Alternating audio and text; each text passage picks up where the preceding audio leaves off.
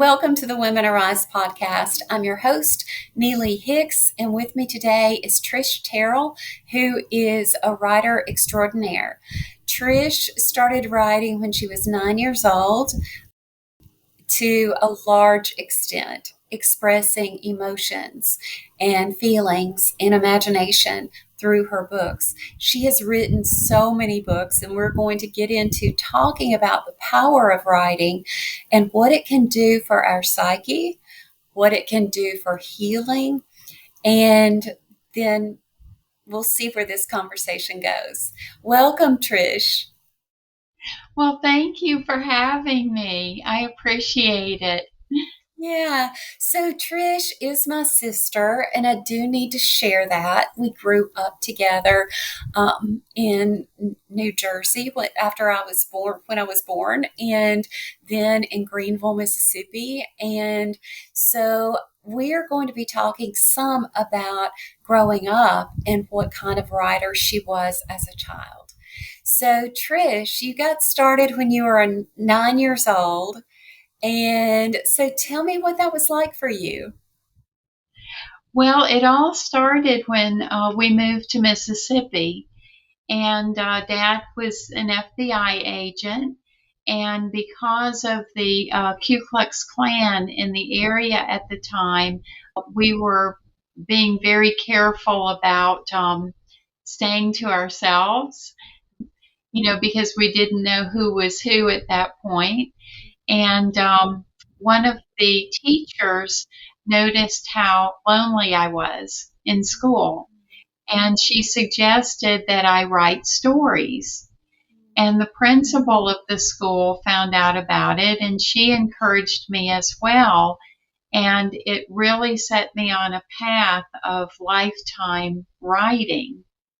Wow. So, what was it like for you to physically write at home? Like, describe a little bit about, like, was there paper enough for all of your imaginative thoughts? There wasn't. In fact, I think about it, how I used to go through the house looking for a sheet of paper. And so what I ended up doing is my first quote unquote books were written on cardboard that I would take out of mom's pantyhose. I remember those. Yeah. Yeah. And later on, I saved up my money, my allowance, and got a notebook and started writing in the notebook. Oh, that's beautiful. So, this was really transformative in your life. What kind of emotions and just the troubles of the day did you learn to express through writing? Well, that's a great question, and it really has varied over the years depending on what's happening in my life and the environment that I find myself in. Writing became an outlet for me. When I did not have any friends growing up, the characters in my books really became my friends. And I learned how I had complete control over everything that happened in a book. And Yeah. so when things would kind of go out of control in my life, it was a really good grounding exercise for me to write not what was happening, but what I really would have liked to have happened. And later on, as an adult, my very first published mystery was called Kickback. And the story behind that was that I was a programmer at that time, living in Virginia, and I had been hired by the trucking industry to write a variety of programs, and they called me in one day and asked me to write a program to hide their kickbacks. And it led to me contacting the FBI. By that time, Dad was retired, but the FBI got involved. and I became an undercover um, informant. I couldn't think of the word. As a writer, I would have just looked that up on the internet. What is that called again? But it was traumatic for me because I thought for a time that the truckers were going to come after me. And so I wrote the book Kickback as a way of kind of processing what had happened to me. Of course, it's far more dramatic than what really happened. Programming is a notoriously boring thing to do, but it had to be exciting.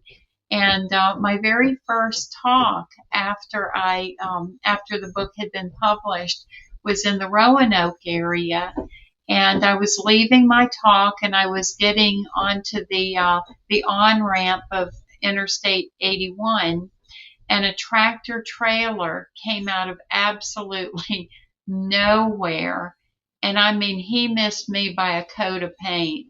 And I thought, you know what? If he had hit me and killed me, everyone would have been convinced it was because of my book having exposed trucking kickbacks. Yeah, that's an exciting story that came out of a life experience. And so that's one way that you have creatively expressed your life through developing these different characters and these different situations that might alter a bit from what is happening in reality, but it's also like expressing reality. What other books really stand out to you that you've written? Well, April in the Back of Beyond, which was just published, 2 or 3 books ago. I think I have 24 books published now under the pen name of PM Terrell. And I started out with April in the Back of Beyond writing what I call a journal with a twist. Instead of a journal or a diary where I write, what's happening each day, I would sit down in the morning and write what I wish would happen. And so it started out with me on a plane to Ireland, which is a whole other subject, you know, researching our ancestors.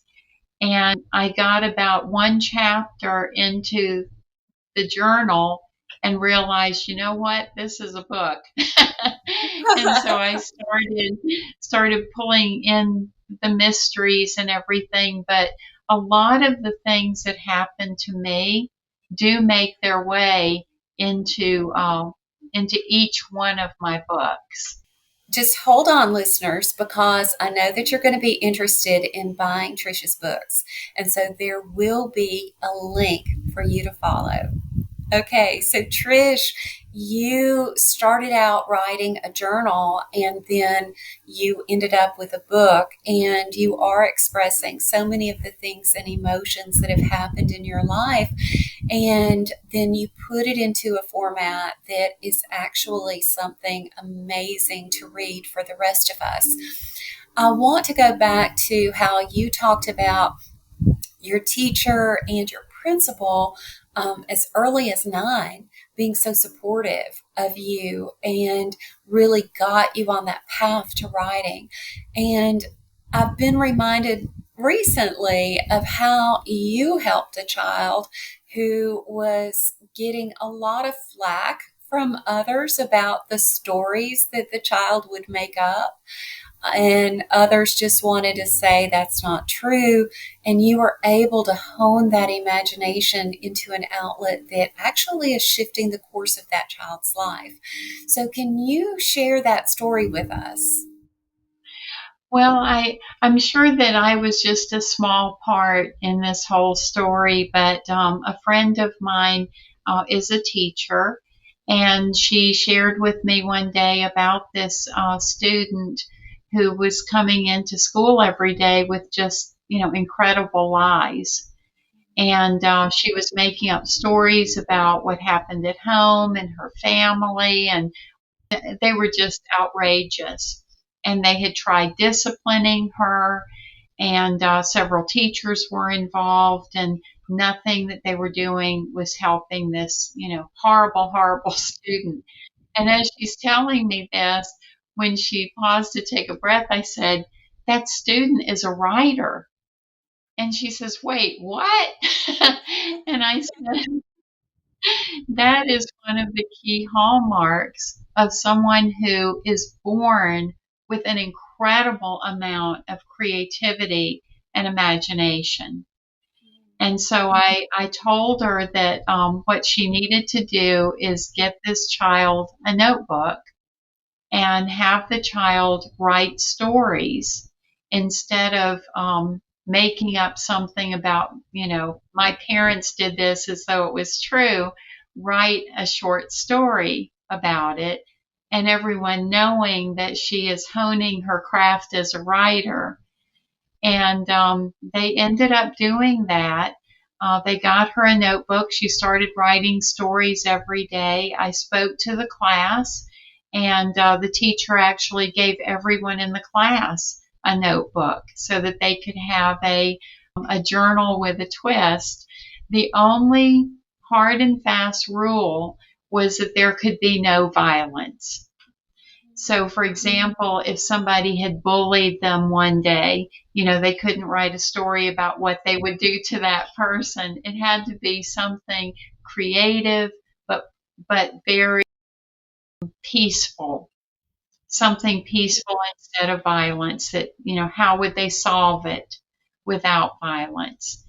And they could write it several different ways. If they wrote it just one way, it didn't mean that that was the hard and fast rule. They could just keep writing with a different ending each time, just like they often do in movies or in TV series. What a beautiful gift to have given to not only that child, but then the rest of the class who then got to see the shift and changes within the classmate and be encouraged themselves to start using the imagination and problem solving skills internally, writing about them, and then perhaps applying them in real life. So that's just a beautiful story, Trish, and it shows what kind of person you are, but then it also shows the power of writing.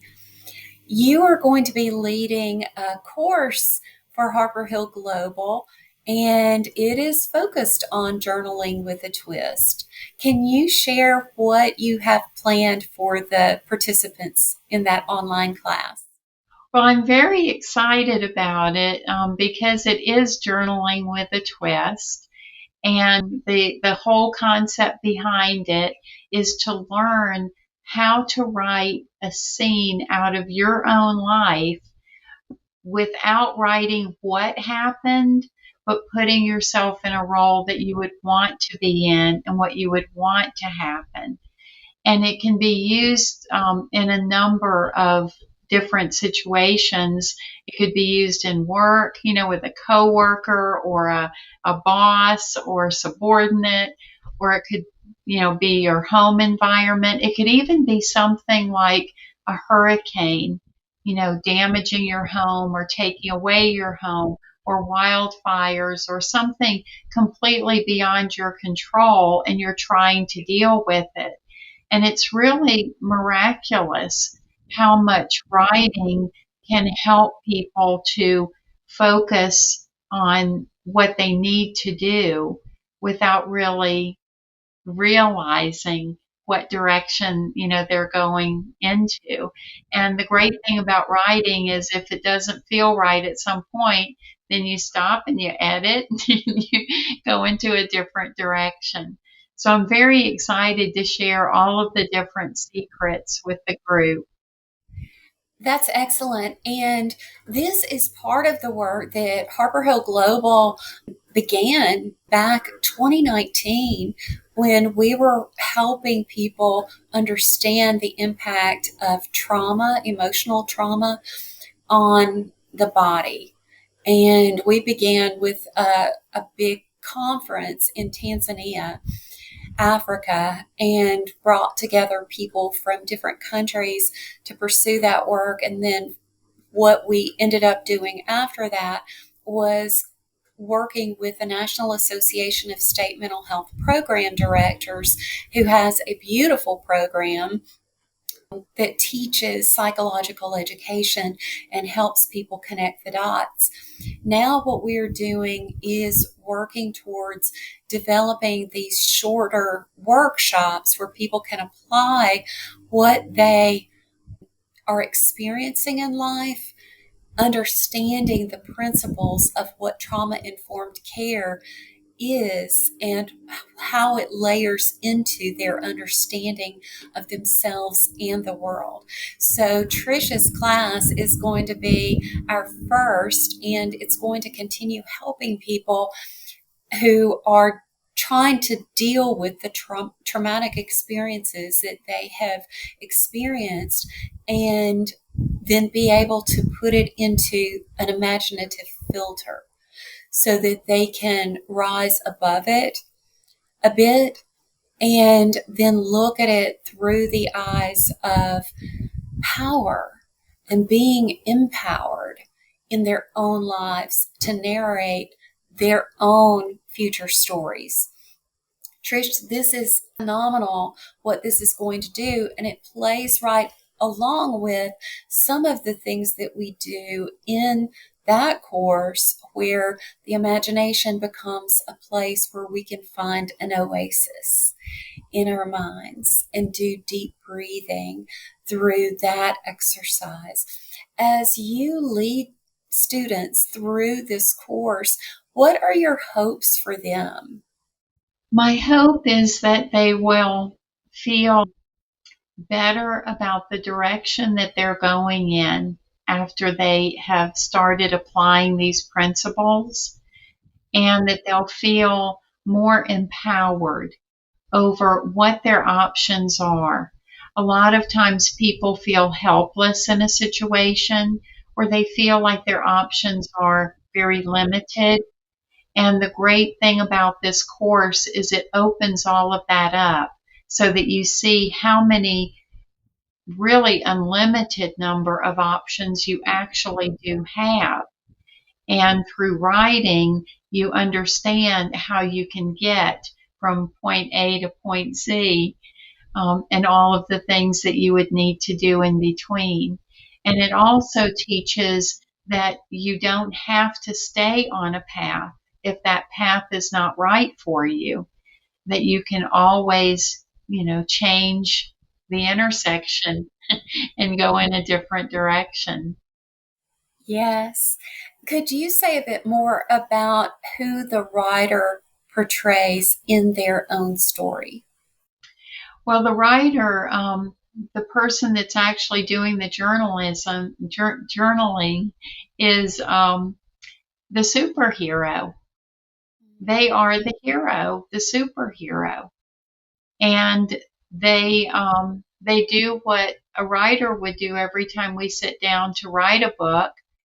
Is we determine, what powers does that superhero have? And everybody has powers, everyone.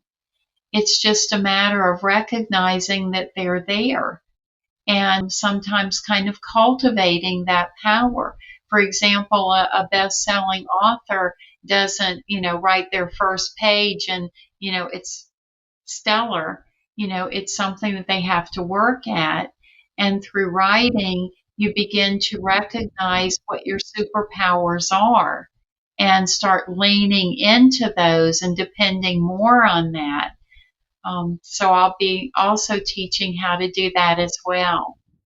That's beautiful. I think for many people who've been traumatized throughout their lifetimes and possibly are going through chronic trauma in their lives right now, this can help counter that sense that when something bad happens that we lose our power. Many times in people's lives something bad happens, and because of that it is also a catalyst towards living a life that is filled with even more light. And we do see people overcoming in phenomenal ways. So I love that you are putting the writer as the superhero in the story, because honestly, we do all have a complete universe inside each one of us. Nobody has lived life's journey the way that you have experienced life uniquely. And when we learn to exude our superpowers through the trying times in our lives, life can be so much better. Trish, thank you so much for joining me today in this interview. And as I said before, you'll be able to find the links to Trish's books and the link to sign up for this upcoming course through Harper Hill Global. Trish, do you have any final words? Well, thank you very much for having me, and thank you for the opportunity for teaching this class because I'm really looking forward to it and meeting all the attendees. Yes, we will definitely have a good time with Trish. Thank you. And until next time, take care. If you enjoyed this episode, I hope that you will subscribe to the Women Arise podcast and go to harperhill.global to learn about the many ways that we are helping the world. We need your support, so don't forget to give at harperhill.global/donate.